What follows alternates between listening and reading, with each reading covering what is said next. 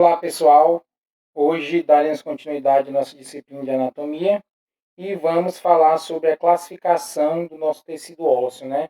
Nós já vimos na aula anterior dos tipos de células que constituem nosso tecido ósseo, osteócitos, osteoblastos e osteoclastos, e agora a gente vai dar continuidade falando dessa classificação, tá? Vamos ler aqui basicamente a matriz óssea. A matriz óssea é composta por uma parte orgânica, que já foi mencionada anteriormente, e uma parte inorgânica cuja composição é dada basicamente por íons fosfato e cálcio, formando cristais de hidroxiapatita.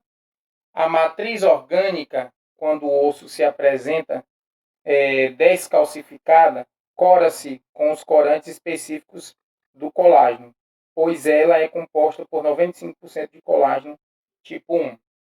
Então, nossa matriz óssea, gente, ela basicamente ela é formada de substâncias orgânicas e substâncias inorgânicas, né? A gente já viu os tipos de substâncias orgânicas, né, e inorgânicas, certo? A gente tem aí a sua composição inorgânica como principal.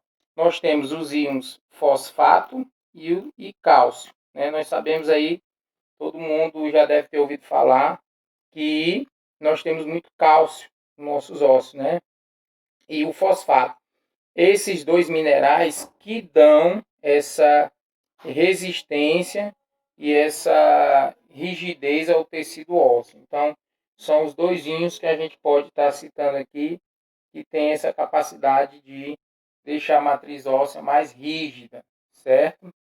E aí nós temos aqui também, né, que a gente fala aqui que o tecido ósseo, né, a matriz orgânica, ela, quando o osso se apresenta classificado, cora-se, né, com corante específico do colágeno, porque também a gente tem muito colágeno no nosso tecido ósseo, tá? Diz assim, ó, 95%, né, de colágeno tipo 1 a gente tem dentro dessa matriz. Inclusive, a gente pode citar que o colágeno é a substância, né, que a proteína que se encontra em maior quantidade fora da célula, né? Dentro da célula a quitina, depois miosina, e fora da célula é o colágeno, né? Essa substância que a gente consegue encontrar em grande quantidade, tá? Como eu falei, é que a gente encontra em maior quantidade fora da célula dentro do corpo do ser humano, certo? Classificação baseada no critério histológico admite apenas duas variantes de tecido ósseo: o tecido ósseo compacto ou denso e o tecido ósseo esponjoso ou lacunar, ou também pode chamar reticulado. Essas variedades apresentam o mesmo tipo de célula e de substâncias intercelular, diferindo entre si apenas na disposição de seus elementos e na quantidade de espaços medulares. O tecido ósseo esponjoso apresenta espaços medulares mais amplos, sendo formado por vários trabéculos que dão aspecto poroso ao tecido. O tecido ósseo compacto praticamente não apresenta espaços medulares, existindo, no entanto, além dos canalículos, um conjunto de canais que são percorridos por nervos e vasos sanguíneos, canais de Volkmann e canais de Haveres. Por ser uma estrutura inervada e irrigada, os ossos apresentam grande sensibilidade à capacidade de regeneração. Os canais de Volkmann partem da superfície do osso, interna ou externa, possuindo uma trajetória perpendicular em relação ao eixo maior do osso. Esses canais comunicam-se com os canais de Haveres, que percorrem o osso longitudinalmente e que podem comunicar-se por projeções laterais. Ao redor de cada canal de Haveres, pode observar várias lamelas concêntricas de substâncias intercelular e de células ósseas. Cada conjunto destes é formado pelo canal central de Haveres e por lamelas concêntricas denominadas sistemas de Haveres ou sistemas haveresianos. Os canais de Volkmann não apresentam lamelas concêntricas. Então, gente, nós temos aqui a nossa matriz óssea, certo? Que a gente já viu que é constituída por substâncias orgânicas e inorgânicas. A gente sabe que a gente tem uma grande quantidade de substâncias inorgânicas. Nós vimos aí o fosfato e cálcio. Nós temos também o colágeno, né? Essa proteína que é a mais abundante no corpo, fora da célula, certo? E nós temos essa classificação baseada em critério, tá? Histológico. Histologia significa estudo do tecido. Então, no critério do estudo do tecido ósseo, né? Nós temos esses tecido ósseo compacto, ou pode ser chamado também de denso, e o tecido esponjoso ou lacunal ou até reticulado, né? Mas geralmente a gente vê que é o esponjoso ou lacunar. Então nós temos aí, pela própria nomenclatura, o tecido denso, já está dizendo, ele é denso, né? Ele é muito aderido. Então, esse tecido, ele basicamente não tem estruturas dentro que são constituídas como poros para abrigar a estrutura medular, né? Que seria aí a parte do sangue que vai dar origem a outras células sanguíneas. A nossa medula óssea, a gente tem dois tipos de medula. Medula óssea vermelha e medula óssea amarela. Como já foi falado, a medula óssea vermelha ela vai dar origem a outras células sanguíneas, né, hemácias, e aí consegue fazer esse processo de replicação, né? Só essas células da medula. Essas células que são formadas a partir da medula, na verdade, elas passam por um processo de diferenciação e elas perdem o núcleo. Perdendo o núcleo, elas não podem fazer esse processo de replicação. Então, só as células da medula que têm núcleo que conseguem fazer esse processo de replicação. É por isso que na hora que tem que ter haver um transplante de medula, tem que ser retirado, né, dessas células aí que estão na medula óssea vermelha, tá certo? Nós falamos também da medula óssea amarela, que também ela existe, mas ela vai estar mais relacionada a guardar, né, lipídio, gordura, que é uma fonte energética. E também ela pode atuar formando células sanguíneas, se necessário, né, caso a medula óssea vermelha esteja com problema. Então, o que nós podemos perceber? Que, na verdade, o tecido ósseo esponjoso é aquele que tem maior quantidade de poros, né? Tem essa quantidade maior de poros e consegue abrigar essa medula, né? Essas células da medula, tanto óssea como amarela. Então, o tecido esponjoso ele tem essa característica, né? De ser, como se diz no popular, ser oco. E sendo oco, né, tem esses espaços aí vazio, consegue abrigar essa medula óssea vermelha ou amarela, correto? Já o tecido denso, ele é mais compacto, né? O próprio nome já diz. E por ser compacto, ele não tem esses espaços que conseguem abrigar o tecido, né, medular, nem medula óssea amarela, nem medula óssea vermelha, né? Ou se tiver muito restrito. Então, a gente tem só basicamente essa diferença, né? Dessa densidade que é maior no tecido ósseo denso e do tecido ósseo esponjoso, que a densidade é menor e deixa essas lacunas, né? Esses espaços que vão servir de abrigo para o tecido medular, correto? E nossa matriz óssea, ela tem uma grande capacidade de regeneração, né? Que no final aqui, por quê? A gente sabe que essa questão da regeneração, ela pode estar intimamente ligada com a questão dos vasos, né? Porque para fazer uma regeneração, precisa ter essa energia, certo? Para que as células consigam fazer o seu metabolismo. E ao contrário do que muita gente pensa, o nosso tecido ósseo ele é bastante irrigado. Ele tem os canais de Volkmann e os canais de Haveres, né?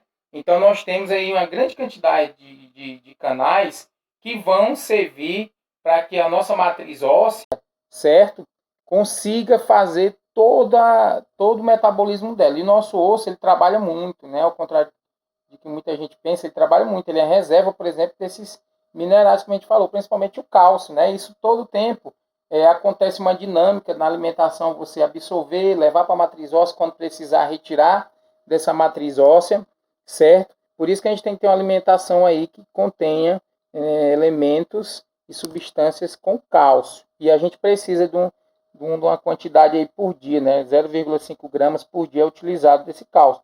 E se você não tem essa dieta rica, né, uma hora vai faltar, né? Vai ter uma deficiência aí, e aí pode ter diversos problemas, inclusive até na coagulação sanguínea, que o cálcio ele vai participar disso, tá? E aí nós temos esses canais que são importantes, né? E aí é como se fossem as veias e as artérias, né? Então nós temos esses canais que vão irrigar nossa matriz óssea. É por isso que quando a gente fratura a nossa estrutura óssea, né, dói muito, né?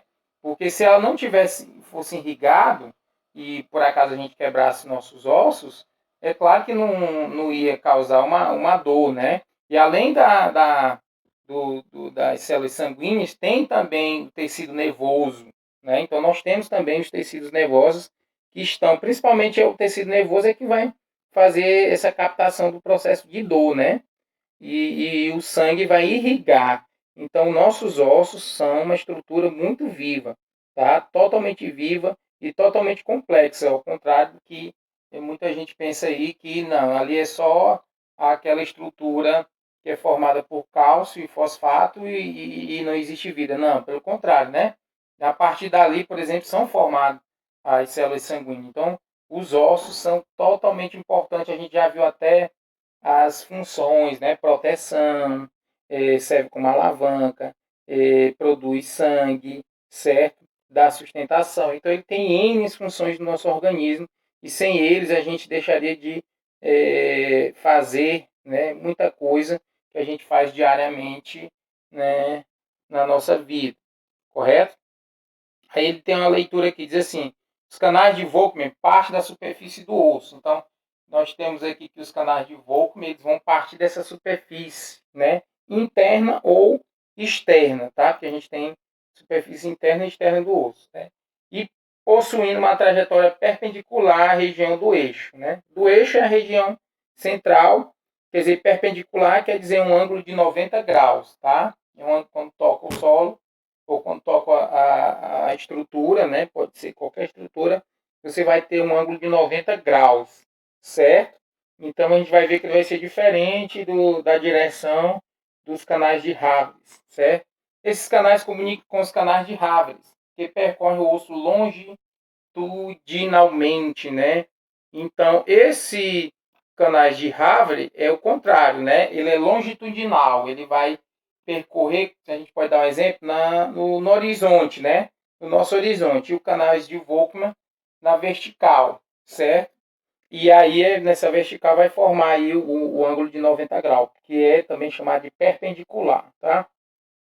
E aí, gente, então eles podem comunicar-se por projeções laterais. Aí eles conseguem se comunicar por essas projeções laterais. Então, são esses canais que são responsáveis por todo esse processo de irrigação da nossa matriz óssea. E isso facilita essa regeneração. Como a gente já citou, nossa matriz óssea, a cada 10 anos ela se renova totalmente. Toda a nossa matriz óssea, aquele esqueleto que você teve há 10 anos atrás, ele foi totalmente renovado, né? A gente chama das células ósseas de células estáveis, porque são as células que duram, mas elas são renovadas, né? Claro que num período um pouco longo, né? Não é que nem as células lábeis, que geralmente elas se renovam aí, por exemplo, tecido epitelial, cada 5 dias. Mas é uma célula que tem esse processo de renovação e esse processo de renovação dura um certo tempo, né? Por isso que a gente chama de células permanentes, permanentes não, duradouras, né? Células que duram um tempo maior, certo? E aí, graças a esse processo dos vasos que conseguem ter essa capacidade, esse metabolismo de retirar as células ruins, que a gente tem lá, as células específicas, os osteoclastos, né, que vão retirar destruir aquelas células que estão velhas, né? Células envelhecidas, células que já morreram, e depois vem com os osteoblastos para produzir matriz óssea, né? Células novas, para poder ocupar aquele local dessas células que foram perdidas, tá bom? E aí a gente consegue fazer essa renovação da nossa matriz óssea a cada 10 anos. E essas células aí, os osteoclastos, por exemplo, são as células até atípicas, né? Eles têm um número maior de núcleo do que o normal, geralmente 46, elas chegam a 50 ou mais núcleos, né? Porque nós temos atividade muito intensa e geralmente a gente procura. Nós temos também, por exemplo, um exemplo de outra célula que tem um número maior de núcleo do que o normal, a própria célula do fígado, né? Porque essas células, elas têm uma atividade muito intensa, então elas acabam tendo essa necessidade de ter uma quantidade maior de núcleos, né, para poder suprir essa demanda. Certinho? Aí vamos lá, né? Aqui nós temos uma imagem, né, nos mostrando aqui. Nós temos a epífise, né, extremidade dilatada, que nós temos a epífise, a gente já viu que é a ponta, né, do tecido ósseo. Aí a gente pega o osso e a gente vê que a extremidade é chamada de epífise. E a gente tem aí, ó, nós podemos ver vários poros, né? E nesses poros a gente tem justamente a nossa cavidade medular, que é onde a medula óssea vai se abrigar. Medula óssea vermelha, e nós temos também a medula óssea amarela. A medula óssea amarela, né, geralmente mais para cá, né? E aí, nessas extremidades aqui, nós temos essa medula óssea vermelha, como eu falei, é essencial para a vida, tá? E aí, essa imagem mais ampliada aqui, ó, nós temos os canais de Haveres, né, que são esses canais aqui, ó, longitudinal, porque o osso ele está na nossa vertical, né? Mas se ele estiver na horizontal, ele vai ficar na posição longitudinal, tá? E nós temos os canais de Haveres, de Volkmann, que eles vão ser esses aqui, ó, que vão fechar, vão formar até um H, né?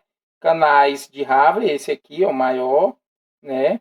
Que aqui nesse desenho ele está na posição vertical, e o canais de Volkmann, que nessa posição está na horizontal, mas na posição do osso na horizontal é o contrário, tá?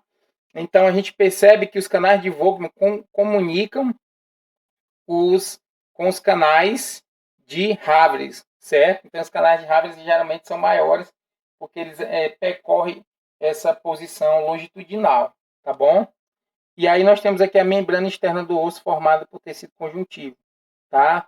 Nós temos essa membrana que é importante, que recobre todo o nosso osso, né? E aqui nós temos tecido osso compacto, essa parte aqui é mais compacta, e o esponjoso a gente vê que tem um número maior de lacunas, né? Que é justamente para abrigar essa medula óssea vermelha, né?